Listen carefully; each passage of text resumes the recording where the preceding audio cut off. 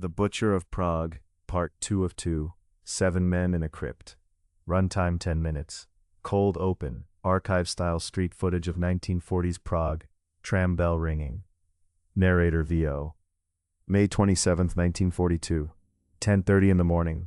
On a quiet curve in the Prague suburb of Lidice, two men are waiting. One holds a modified British Sten submachine gun hidden under a raincoat. The other carries a briefcase packed with a converted anti-tank grenade. They have been waiting for this exact bend in the road for weeks. They are about to change the course of the war in Czechoslovakia and unleash one of the worst reprisals of the entire occupation. Title card, 7 Men in a Crypt. Chapter 1, The Ambush. Narrator VO.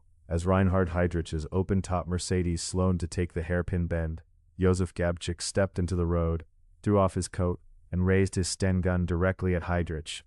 He pulled the trigger. The gun jammed. In an instant, the plan that had taken months to build collapsed into pure improvisation. Heydrich, rather than ordering his driver to speed away, did the one thing his ego would never let him not do. He stood up in the car and drew his pistol, ordering the driver to stop so he could fight back.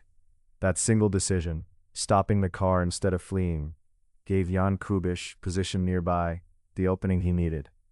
Kubiš threw the modified grenade at the vehicle. It missed its intended mark inside the car, but detonated against the rear wheel, close enough that shrapnel and debris from the car's upholstery tore into Heydrich's body, embedding fragments of metal and fabric near his ribs, spleen, and diaphragm. Both assailants, believing at first that the attack had failed, fled the scene separately, through the confusion.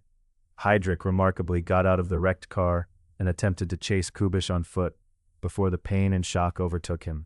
He was rushed to a nearby hospital. Chapter 2, The Slow Death. Narrator VO. For a week it looked as though he might survive.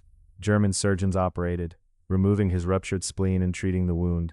Hitler personally dispatched his own physician, Karl Gebhardt, to oversee the case, but sepsis set in. On June 4, 1942, 8 days after the attack, Reinhard Heydrich died from the infection, likely worsened by fragments of debris driven deep into the wound. Hitler was reportedly enraged, both at the loss of one of his most capable lieutenants and at what he saw as a security failure. He ordered immediate, merciless retaliation and gave Kurt Daluig, Heydrich's successor, near total license to make an example of the Czech population. Chapter 3, The Hunt. What followed was one of the largest manhunts of the war. The Gestapo flooded Prague. And when intimidation alone didn't produce the assassins, the regime turned to collective terror, acting on false intelligence, a claim never substantiated, linking the village to the resistance. German forces surrounded the small mining village of Lidice on June 10, 1942. Every man and boy over the age of 15, 173 of them, was shot on the spot. The women were deported to the Ravensbrück concentration camp. Most of the children were sent to be forcibly Germanized in German families if judged racially suitable, or transported to extermination camps if not. The village itself was burned to the ground, bulldozed, and its name struck from German maps, an attempt to erase Lidice from history entirely. A second village, Ležáky, suffered a similar fate days later. Meanwhile, Gabčík and Kubiš, along with several other resistance operatives involved in the broader network, had gone into hiding in Prague, inside the crypt of the Church of St. Cyril and Methodius, sheltered by the Orthodox bishop and clergy, who risked and would ultimately lose their own lives to protect them. The hiding place held for over 2 weeks. It fell apart on June 16th, when a member of the resistance network, Karel Čerda, went to the Gestapo and under the promise of a large reward, betrayed the names of the safe houses and the church itself. Chapter 4, The Siege. Narrator. Before dawn on June 18, 1942, roughly 700 SS troops surrounded the Church of St. Cyril and Methodius.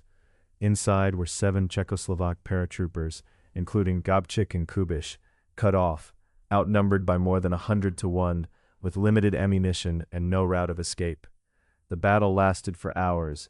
German troops stormed the choir loft first, where Kubiš and 2 others fought until they were killed or fatally wounded. The remaining 4 men, including Gabčík, retreated into the crypt beneath the church. The Germans tried explosives, tear gas, and even attempted to flood the crypt with water pumped in from the Vltava River through the local fire brigade. None of it worked fast enough. In the end, rather than surrender, the last 4 men used their final rounds to take their own lives. None of the 7 men in that church survived. All were later confirmed among the paratroopers trained and inserted for Operation Anthropoid and its parallel missions. In the aftermath, the Nazis executed the Orthodox bishop, the head priest, and other church leaders who had sheltered the men. The informer, Cherda, collected his reward and lived under Nazi protection through the war, before being tried and executed for treason by Czechoslovakia after its liberation. Epilogue: The Cost of Defiance. Narrator: Operation Anthropoid remains the only successful assassination of a top-ranking Nazi official during the entire Second World War. It proved that even the architects of the Reich's terror machine were not untouchable. But the price was staggering. Historians estimate that well over 1,000 Czechs were killed in the reprisals that followed. Entire villages erased, families destroyed, informers rewarded, resistance networks gutted for years. And yet, Beneš's government in exile got what it needed. The killing of Heydrich and the horror of the Nazi response became a rallying symbol for the Allied cause, and one of the pieces of evidence that helped Czechoslovakia later reclaim its pre-war borders and sovereignty after the war ended. Today, the bullet-scarred walls of the crypt beneath the Church of St. Cyril and Methodius still stand in Prague, preserved as a memorial.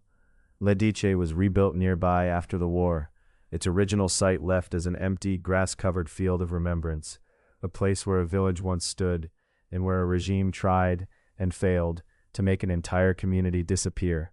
Music resolves, fade to black, end credits, end of part 2, end of series.